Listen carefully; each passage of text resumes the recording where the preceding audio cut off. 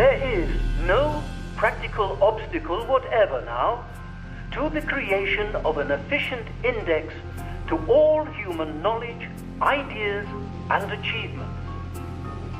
To the creation, that is, of a complete planetary memory for all mankind.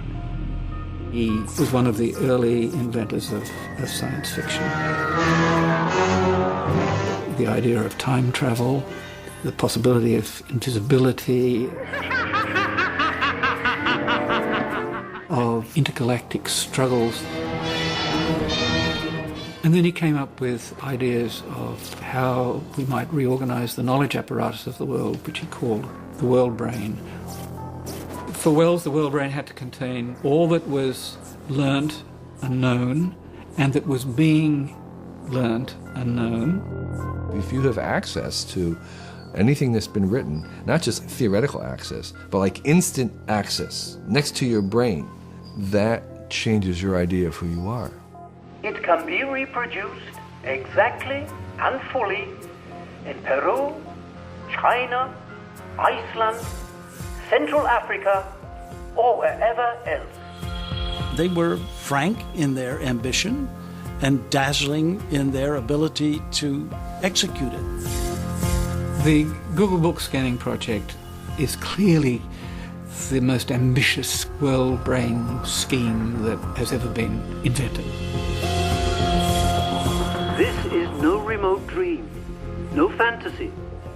It is a plain statement of a contemporary state of affairs. Il y aurait un grand danger à ce que Google ait le monopole de cette ambition. The nightmare scenario in 20 years' time would be Google tracking everything we read. Google could basically hold the whole world hostage. Ever since Wells, science fiction is always about the possibility that people don't really matter in the future, and the plot is always about some heroic person that either succeeds or doesn't succeed in proving that people really matter after all.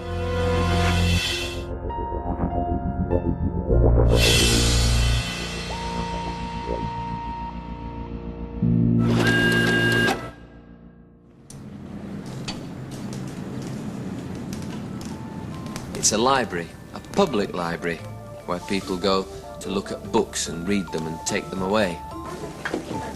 That girl works at the library, and she checks on books that are going out and books that are coming back in.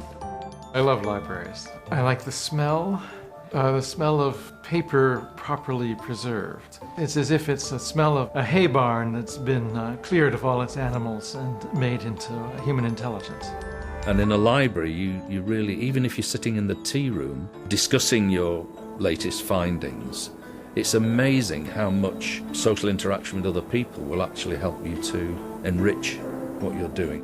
In this part of the library, the grown-ups can read the stories to the children. People sometimes say to me, aren't libraries obsolete? It's absurd. They are nerve centers, centers of intellectual energy. Libraries stand for an ideal, which is an educated public.